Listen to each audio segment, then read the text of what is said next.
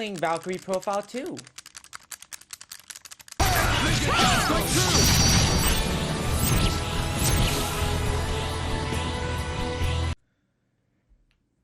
Valkyrie Profile 2 Samaria is one of those games in my childhood I never really gave a fair chance to. I was 8 years old and I was far too young to appreciate the game's deep lore and mechanics, and so instead my time was largely occupied by the Final Fantasy titles growing up. Which is a shame because Valkyrie Profile 2 is one of the most underrated games of all time. For this review, I'll be focusing mostly on the gameplay since I'm bad at time management and I had to submit this in under a month. So if you're interested in the plot, I'll be releasing a companion video talking exclusively about that. Link will be in the description below when it's ready. I would also like to give a shout out to Mr. Fuadi for being my supervisor and making this video possible, as well as to Pro Jared, who inspired the format of this video and was a role model for me growing up. Now, back to the video. Valkyrie Profile 2 is the prequel sequel to the original Valkyrie Profile developed by Tri-Ace and published by Square Enix. And so you know there's some quality stuff going on under the hood. Released on September 26, 2006 for the United States, this PlayStation 2 exclusive was released just shy of 2 months before the debut of the PlayStation 3. And so nobody cared about it. It just slipped under everyone's radar. Nobody's heard of it, and I don't blame you if you've never even heard of it. But why should we care about this game more than 10 years after its original release? Let's start with the graphics. Valkyrie Profile 2 is easily one of the most beautiful games on the PlayStation 2 and really shows just how powerful the system was for its time. The environments and atmosphere are unique and memorable, from the quiet backwater town of Coriander to the seaside port of Sold. The cutscenes and the in-game models are downright stunning and everyone looks and feels unique. There's a bit of a fine print with regards to that, which I'll get to at the end of the video.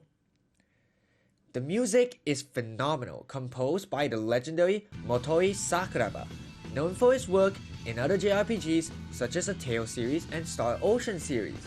He was also the mastermind behind the soundtrack in the original Valkyrie Profile, and it shows.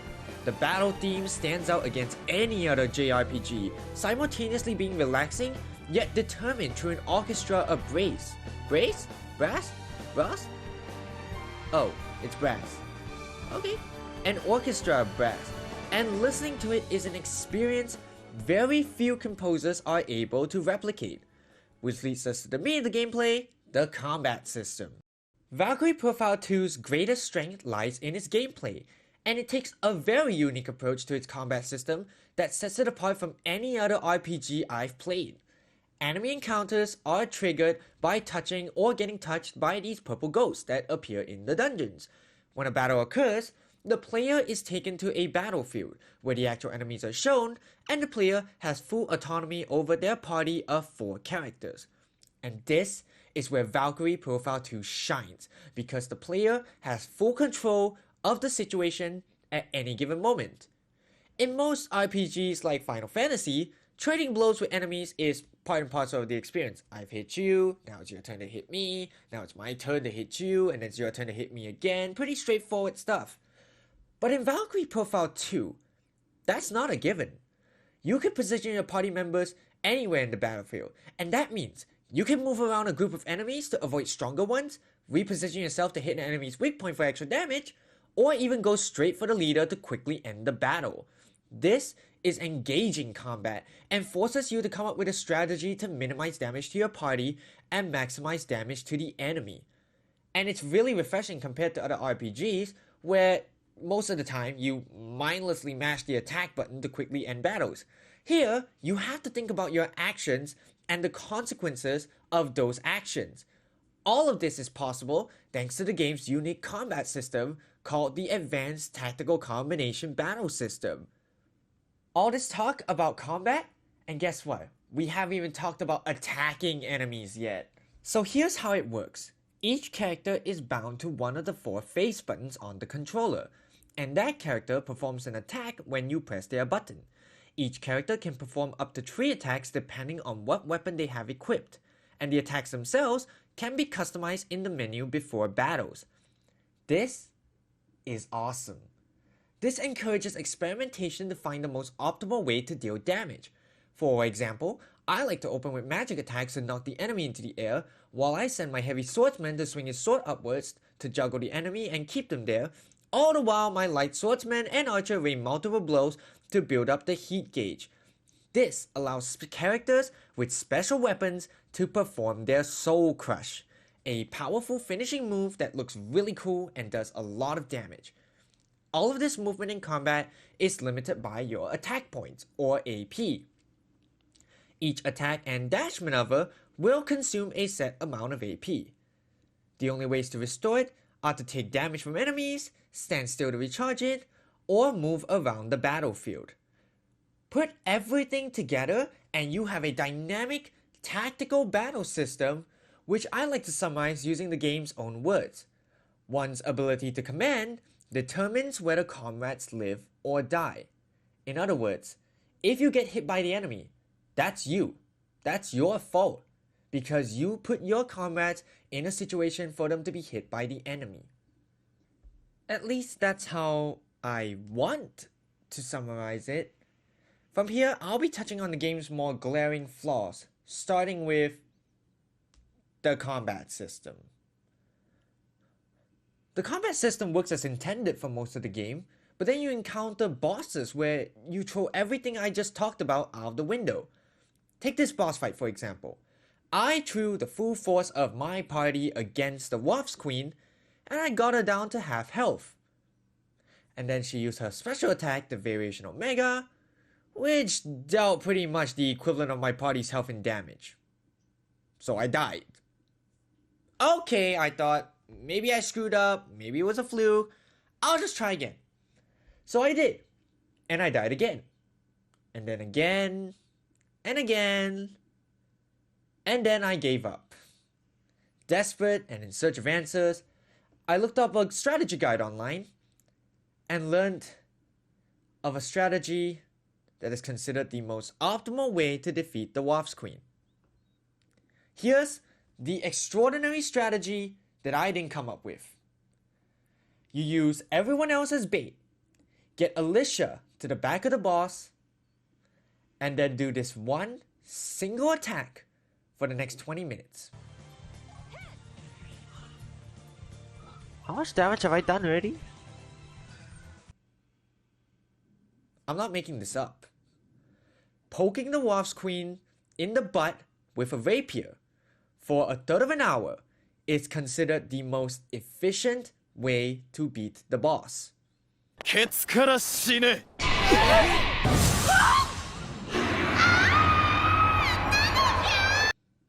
Riveting gameplay. So here's why the strategy works. It turns out that Alicia's Mirage Pierce attack ignores defense, and that attacking the queen from behind means you only deal with half of her actual health rather than her full health bar, and therefore avoid the party wiping Variation Omega attack that ended me 4 times. But how was I supposed to know that? Nothing in the game ever told me about this unique trait of Alicia's attack, or that the boss even had a secondary HP value. How is anyone supposed to make an informed, conscious decision if the game withholds this crucial information from the player? And so I stabbed it in the back over and over again, healing the meat shields as necessary, until the game told me to stop.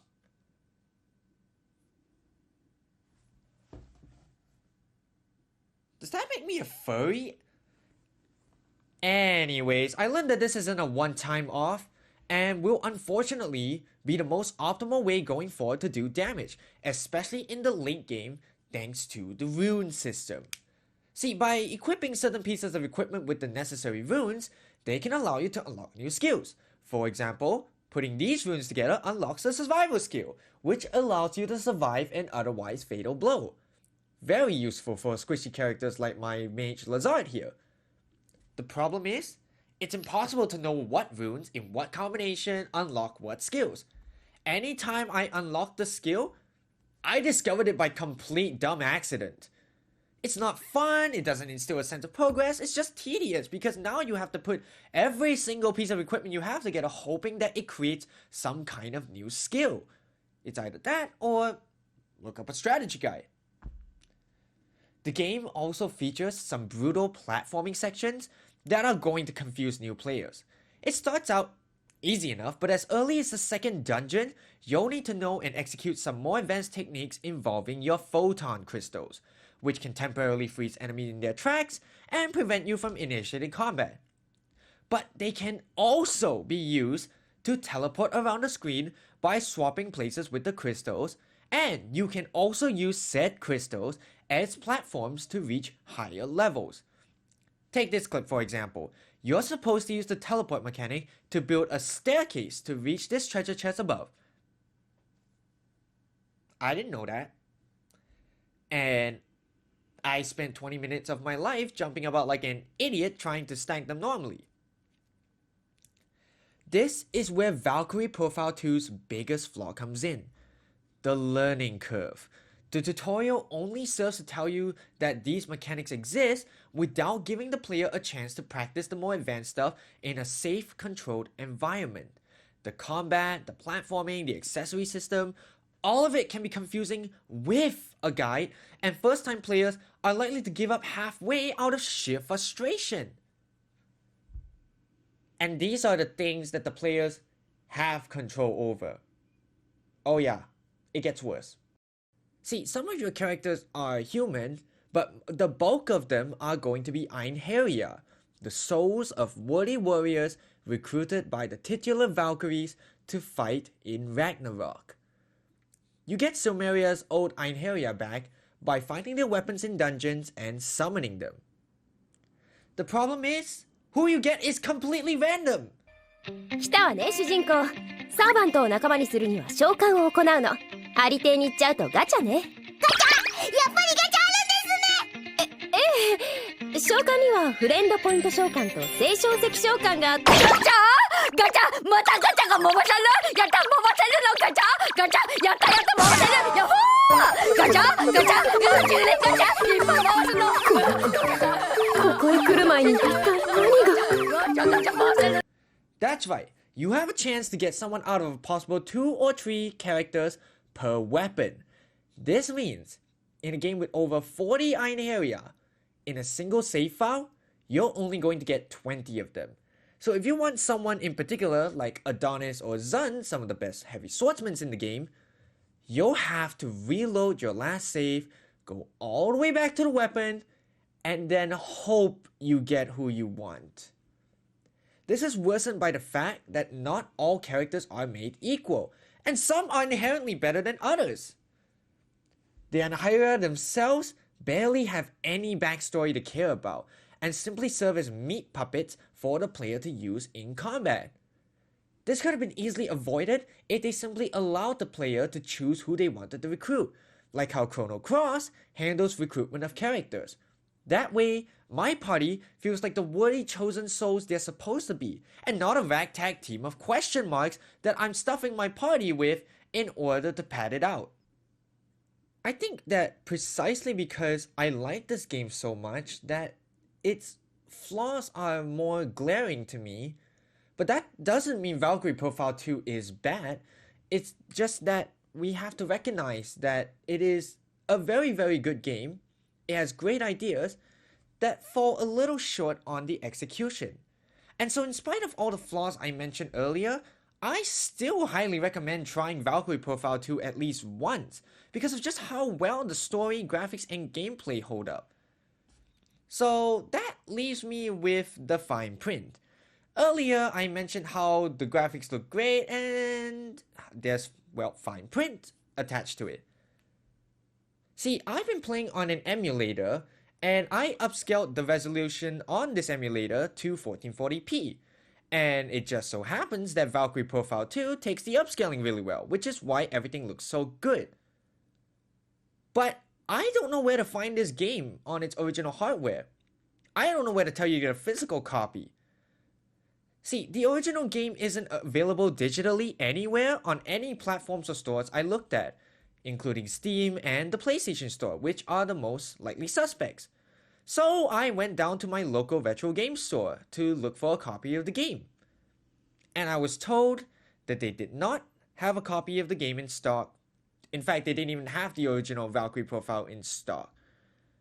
And I couldn't find any physical copies of the game. I looked around the internet hoping to learn why this game was so difficult to find, and I stumbled on a Reddit thread where others theorized that due to archaic Japanese copyright laws, the game never saw a re-release after the initial release, and probably won't ever if Square Enix doesn't want to. Because of this, the only way to play this is to either do what I did and emulate the game off an emulator like PCSX2, or to track down one of the rare physical copies off a commerce site like eBay, and in the process, probably pay exorbitant prices. So, this is going to be a rare situation, but I'm going to tell you that the best way to experience this is to get a decent PC, nothing too crazy, but just something with a dedicated graphics card, a decent processor, and emulate this. For the most part, it's free if you know where to look, it's simple to set up, and you can play it any way you want, whether through keyboard and mouse or through a controller, and you can upscale the graphics as you please. I don't encourage this normally because it feels like pirating, but when corporations back the consumer into a corner like this, you don't really have a lot of options. That said, with so many games from the noughties getting remasters, fans like myself are hopeful that one day, Valkyrie Profile 2 gets the recognition it rightfully deserved 10 years ago and now.